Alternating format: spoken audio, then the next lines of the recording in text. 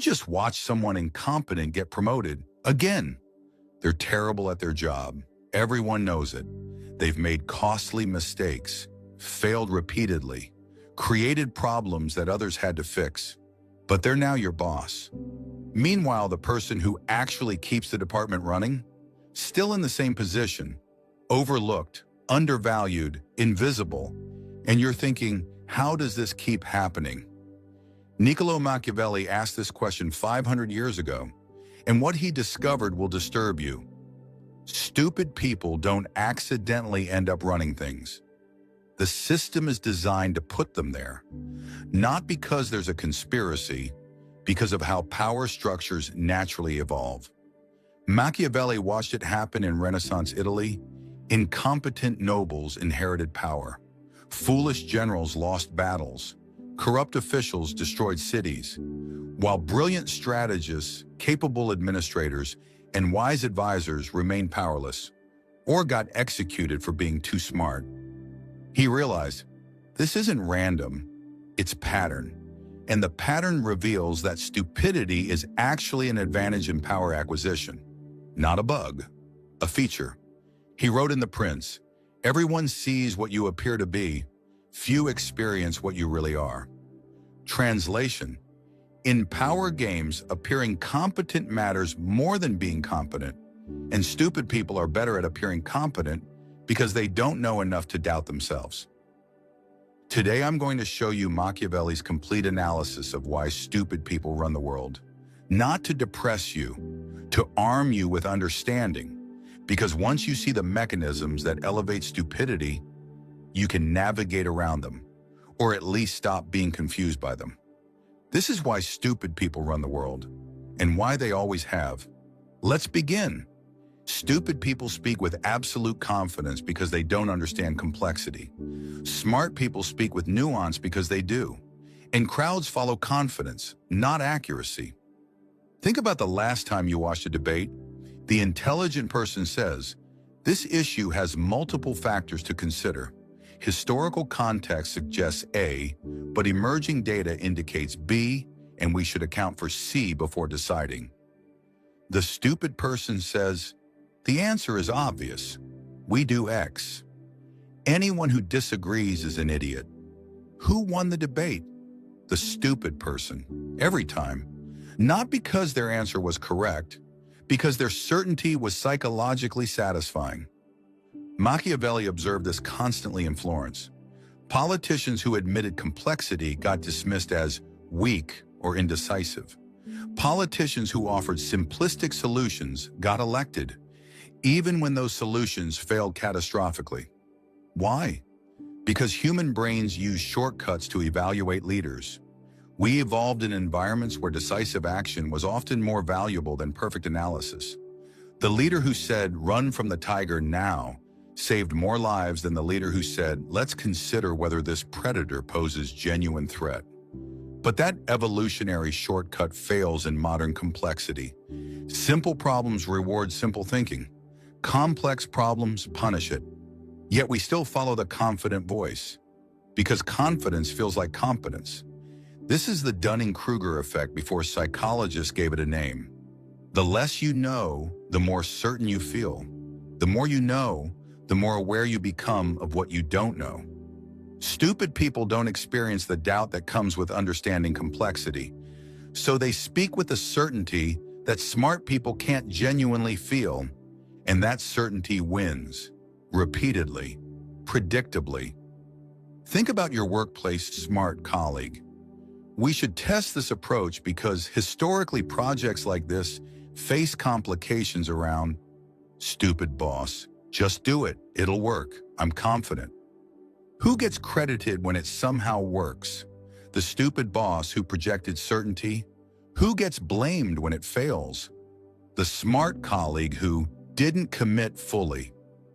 Machiavelli would recognize this immediately. He wrote, "Men judge generally more by the eye than by the hand, because it belongs to everybody to see you, to few to come in touch with you." Translation: everyone can judge your confidence. Few can judge your competence. So confidence gets rewarded while competence gets overlooked. This is the first reason stupid people run the world. They project the certainty that smart people can't authentically fake, and systems select for certainty over accuracy. Power structures need to maintain themselves. Stupid people maintain them. Smart people question them, so power structures naturally select for stupid people. Imagine you're running an organization. Two types of people apply for management positions. Type A sees inefficiencies, questions outdated processes, suggests improvements that would require change, challenges leadership when they're wrong. Type B follows procedures without questioning, accepts authority automatically, defends existing systems, never causes complications. Which one do you promote? If you're optimizing for institutional stability, which most institutions are, you promote Type B. Why? Because Type A is dangerous, not malicious, just disruptive. They see what's broken and want to fix it. But fixing requires admitting things are broken, and admitting things are broken threatens those who built or benefit from the broken system. So intelligent people get labeled not a team player, difficult, cultural fit issues, too critical, while stupid people rise because they never question leadership, defend bad decisions, maintain comfortable dysfunction, pose zero threat to existing power. Machiavelli watched this destroy Florence repeatedly. Brilliant advisors who identified problems, exiled or executed. Mediocre sycophants who praised leaders, promoted and enriched. Not because leaders preferred bad advice, because they preferred advice that didn't threaten their position. This creates a selection mechanism. The path to power requires not threatening those already in power, and the easiest way to not threaten them is to be too stupid to recognize what's wrong.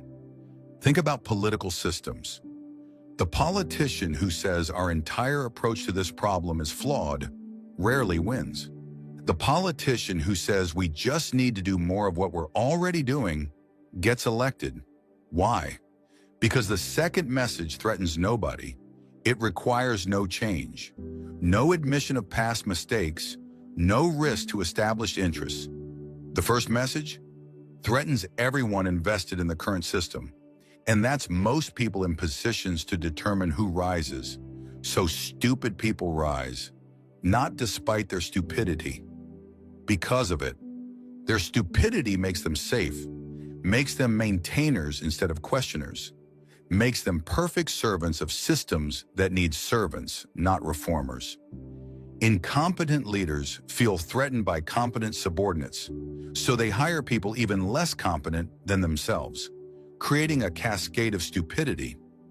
Machiavelli wrote, "The first method for estimating the intelligence of a ruler is to look at the men he has around him." But he understood why. Weak leaders select weaker subordinates to ensure they never face threats to their authority. Think about what happens when a stupid person gains power. They know, at some level, that they're not actually competent. They can't admit it consciously, but the insecurity is there. So when hiring, they face a choice. Option A, hire someone smarter, risk being exposed, risk being replaced, risk looking stupid by comparison. Option B, hire someone less competent, feel secure, never be threatened, always be the smartest person in the room. Which do they choose? Option B, always.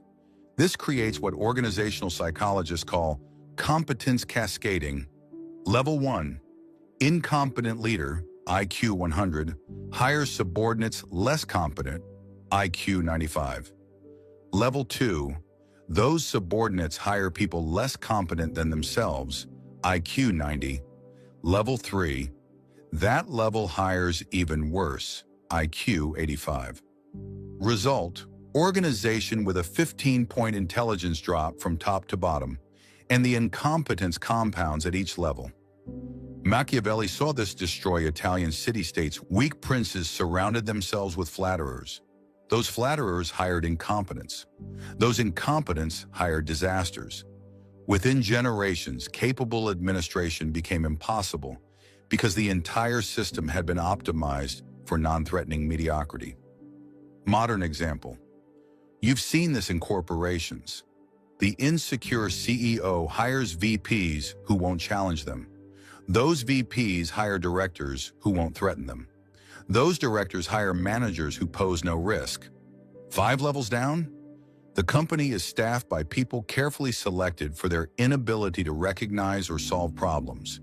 And this happens naturally, not through conspiracy, through each layer protecting itself from the threat that competence represents.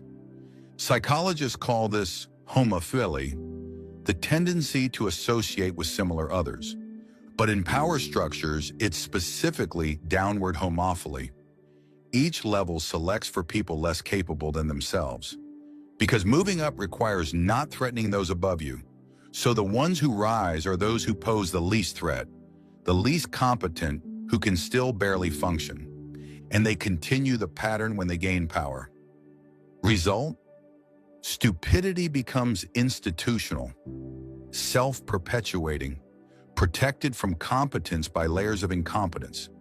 This is why entire organizations, industries, and governments can become systemically stupid. Not through sudden failure, through gradual selection for non-threatening incompetence. Our brains evolved to follow confidence, not competence.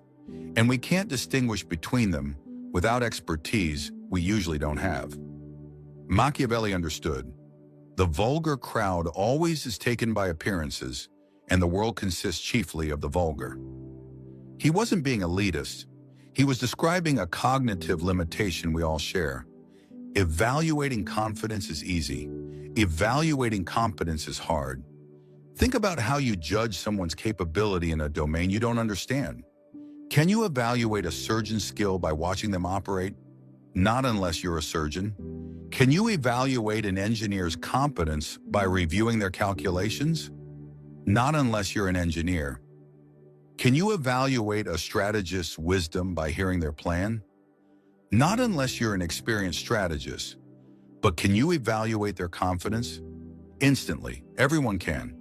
And our brains use confidence as a proxy for competence, because for most of human history, it worked well enough.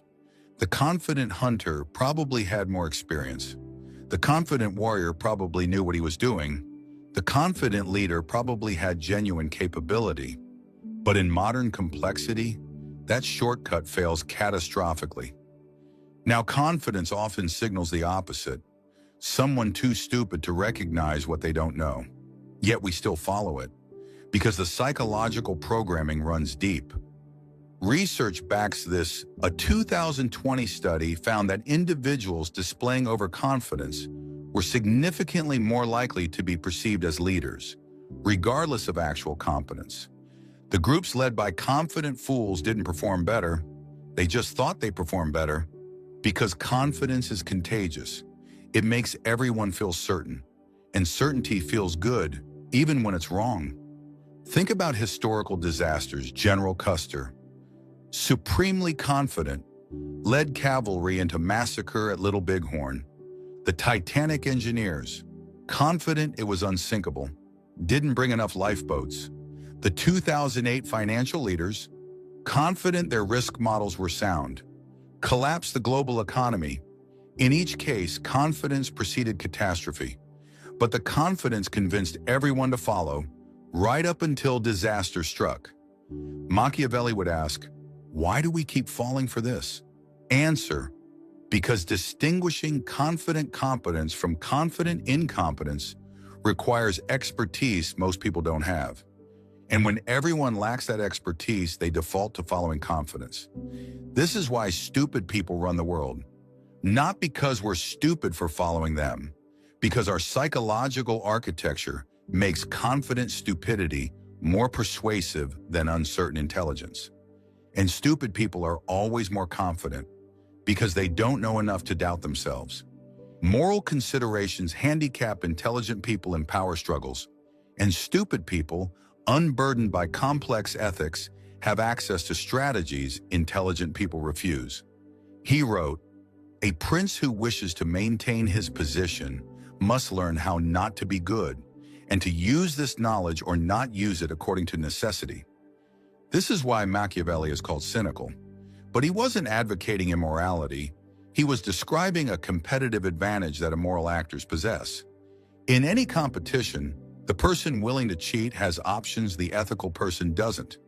They can make promises with no intention of keeping them, undermine rivals through deception, exploit fears and prejudices, spread misinformation, take credit for others' work, shift blame to the innocent, and stupid people do these things more easily. Why? Because intelligence typically correlates with complex moral reasoning. Smart people think, if I do this, what are the consequences? How would I feel if someone did this to me? What kind of person becomes if I act this way? Stupid people think, will this work? Yes? Then I'll do it. The moral deliberation that intelligent people experience, it slows them down, makes them hesitate, creates internal conflict. Stupid people experience none of this. They act without reflection, and in competitive environments, that's often an advantage. Machiavelli watched this in Renaissance politics. Moral leaders, overthrown or assassinated. Amoral leaders succeeded and maintained power. Not always, but frequently enough that he documented it as pattern. Think about modern contexts. Ethical candidate refuses to use misinformation, loses to someone who spreads it freely. Ethical employee won't take credit for others' work, gets passed over for someone who does. Ethical executive won't cut corners, gets out-competed by someone who does. The unethical actor isn't necessarily smarter. Often, they're stupider. But their stupidity includes a lack of moral complexity that would slow them down. This creates game theory nightmare. If ethical behavior is punished and unethical behavior is rewarded, the system selects for unethical actors.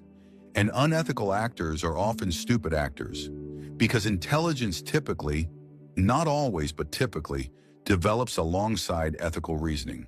So the system selects for stupid people, not because it wants stupidity, because it rewards behavior that stupid people perform more easily. Machiavelli's point wasn't be immoral, it was understand that morality is a competitive disadvantage in power acquisition. Design systems that account for this, or amoral actors will dominate. We didn't listen, and stupid amoral people continue running the world. Incompetent leaders generate constant crisis to prevent scrutiny of their incompetence, and chaos benefits stupid people more than smart people. When everything is calm and stable, competence is easily evaluated. You can measure results, compare alternatives, assess performance objectively. But in chaos, all that goes away. In crisis, everyone's too busy reacting to evaluate anyone's performance. Stupid decisions get excused as, we had to act fast.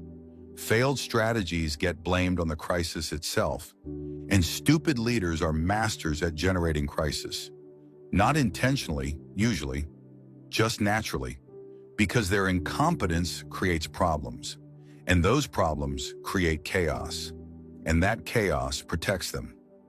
Think about the pattern. Week 1, stupid leader makes bad decision. Results aren't immediately visible. Week 2, bad decision creates problem. Leader makes another bad decision to address it. Week 3, both bad decisions create bigger problems. Leader creates controversy to distract from problems. Week 4, everyone's focused on controversy. Original bad decisions forgotten. Week 5, new crisis emerges from Week 2's bad decision. Everyone reacts to new crisis. Repeat forever. The incompetence never gets evaluated because there's always a new crisis demanding attention. Machiavelli saw tyrants do this deliberately, but modern stupid leaders do it accidentally. Their incompetence generates crisis naturally. The psychological effect. When people are overwhelmed by constant chaos, Their cognitive resources get depleted. They stop thinking critically, stop analyzing patterns, just react to each new development. Psychologists call this cognitive load. When your brain is overwhelmed processing immediate crises, you have no capacity left for deeper analysis. And stupid leaders benefit from this, because deeper analysis would reveal their incompetence. Chaos is their armor. Think about political leaders who create constant controversy. Are they strategic geniuses? Or are their controversial statements usually covering for policy failures? Think about executives who constantly reorganize their companies.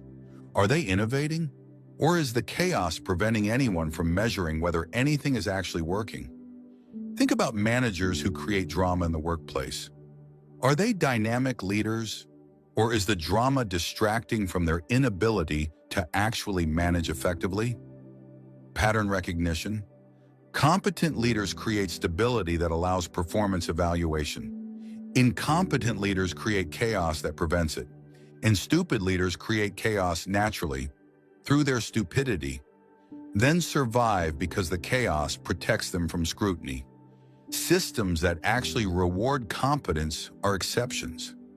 Most systems reward appearance, confidence, and non-threatening compliance. And those systems naturally select for stupidity. Think about what actually determines success in most organizations. Is it results? Sometimes, but often results are hard to measure or take too long to manifest. Is it competence? Sometimes, but competence is hard to evaluate without expertise. So what gets rewarded instead? Appearing busy, regardless of productivity. Confidence, regardless of accuracy. Loyalty, regardless of competence. Likability, regardless of effectiveness. Playing politics, regardless of ethics. All things that stupid people can do. Often better than smart people. Because smart people know when they're not busy, feel guilty faking it, experience doubt, struggle to project false confidence, question authority, can't fake blind loyalty, make people uncomfortable with their intelligence, find political games beneath them. Stupid people think they're productive even when they're not. Project confidence they don't know they shouldn't have. Follow authority naturally, make people comfortable, not threatening. Excel at political games, don't see them as beneath anything. So in most systems, stupid people have systematic advantages. Machiavelli would ask, what systems actually reward merit? His answer, very few, and they're fragile. Systems that reward competence require clear feedback mechanisms, objective evaluation criteria, long-term thinking, expertise-based selection, protection from political manipulation. Most systems have none of these. Instead, they have delayed or no feedback, subjective evaluation, short-term focus, popularity-based selection, vulnerability to politics. And in those systems, which are most systems, stupidity thrives. Historical examples: Rome started with merit-based military promotion, ended with inherited positions and incompetent emperors. China created civil service exams to select for merit, eventually corrupted into systems that selected for conformity. Modern corporations start with capability-focused hiring, eventually become political environments where appearance matters more. The pattern: systems that reward merit degrade into systems that reward appearance, unless constantly defended against that natural entropy. And most systems don't defend against it, so they slide towards stupidity. This is why stupid people run the world, because systems that prevent stupid people from running things are rare, difficult to maintain, and constantly under threat from the forces that benefit from stupidity.